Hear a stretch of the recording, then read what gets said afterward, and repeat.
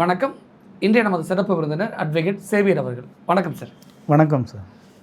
2-3 மனைவிகள் வச்சிருக்கக்கூடிய கணவன் திடீர்னு இறந்து போனால் அவங்களுடைய வாரிசுகளுக்கு இந்த சொத்துக்கெல்லாம் எப்படி பிரியும்? இப்போ நான் பார்த்த ஒரு வழக்கில் ஒரு கணவர் இருக்கார். அவருக்கு முதல் மனைவி, அந்த மனைவிக்கு 2 பசங்க. முதல் மனைவி இறந்து போயிடுறாங்க.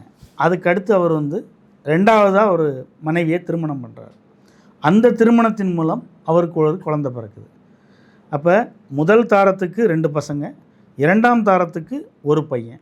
இதுக்கிடையில் அவர் மூன்றாவதாக ஒரு மனைவியை திருமணம் பண்ணுறார். அப்படி திருமணம் பண்ணும்போது அந்த மூன்றாவதாக திருமணம் பண்ணப்பட்ட அந்த மனைவி ஏற்கனவே ஒரு குழந்தை இருக்குது அவங்களுக்கு. அவங்க இன்னொருத்தரால் விடவாக இருக்காங்க. அதாவது அவங்களுக்கு ஒரு கணவர் இருந்து அந்த கணவர் இறந்து போயிடுறாங்க. அவங்களுக்கு ஒரு குழந்தை இருக்குது. அப்போ அந்த குழந்தையோடு தான் மூணாவதாக அவங்கள திருமணம் பண்ணுறாரு. இப்போ திடீர்னு ஒரு நாள் கணவர் இறந்து போயிடுறாரு. அப்படி இறந்து போனதுக்கு பின்னாடி சட்டப்படி அவருடைய சொத்துக்கள்லாம் யாருக்கு சேரும் அப்படின்னா, முதல் மனைவி அவங்க உயிரோடு இல்லை, அவங்களுக்கு 2 பசங்க இருக்காங்க, அவங்களுக்கு இதில் சட்டப்படியான வாரிசுதாரர்கள். அடுத்து இரண்டாவது மனைவி, அவங்களும் சட்டப்படியான வாரிசுதாரர்கள். அவங்களுக்கு ஒரு குழந்தை இருக்குது, அவங்களும் சட்டப்படியான வாரிசுகள். மூன்றாவது திருமணம் அப்படிங்கிறது இது இல்லீகல்.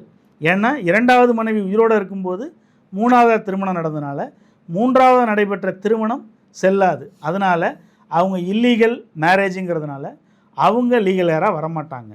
அந்த மூன்றாவது தாரத்துக்கு ஒரு குழந்தை இருக்குது, ஆனால் அந்த குழந்தை இந்த கணவருக்கு பிறக்கலை. அதனால் அந்த குழந்தையும் வாரிசுதாரராக வரமாட்டாங்க.